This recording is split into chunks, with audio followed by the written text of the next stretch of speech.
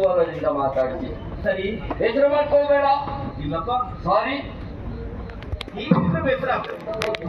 ಬೇಸರ ಮಾಡಿಕೊಳ್ಬೇಡ ಅಂತ ಏನ್ ಹೇಳಿದ್ ನೀವು? ಸಾರಿ. ಈಗ ಬೇಸರ ಆಯ್ತು. ಯಾಕೆ? ಯಾವ ಯಾವ ಭಾಷೆಯಲ್ಲಿ ಮಾತಾಡಿದ್ರೆ ಅರ್ಥ ಆಗ್ತದೆ ನನಗೆ. ಭಾಷೆ ಹೌದು, ಎಂತಾಯ್ತು? ಯಾವುದೋ ಭಾಷೆ ಇದು ಕೇಳಿದ್ರೆ ನಮ್ಮಲ್ಲಿಯ ಭಾಷೆ. ಯಾವ್ದದು?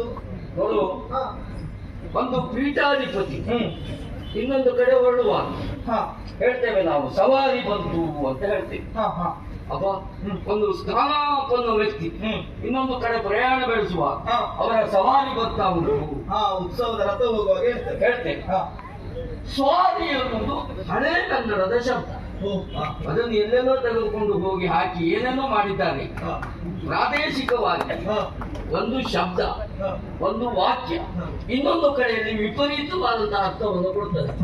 ನಿಮ್ಮಲ್ಲಿ ಊರಲ್ಲಿ ಯಾವ ಭಾಷೆ ನನಗೆ ಗೊತ್ತಿಲ್ಲ. ಅದನ್ನು ಒಂದೊಂದು ಪ್ರಾದೇಶಿಕವಾದಂತಹ ಭಾಷೆಗಳ ಭಾವಗಳು ಬೇರೆ ಇರ್ತದೆ, ಹಾಗಾಗಿ ವಿಚಾರಗಳು ಬೇರೆ ಇರ್ತದೆ. ನಿನ್ನನ್ನು ನೋಡಿ ಸವಾರಿ.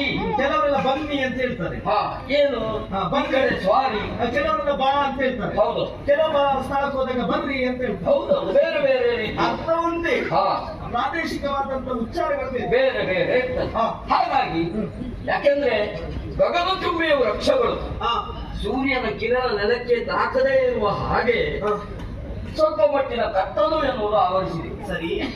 ಇಲ್ಲಿ ಬಂದು ನೋಡಿ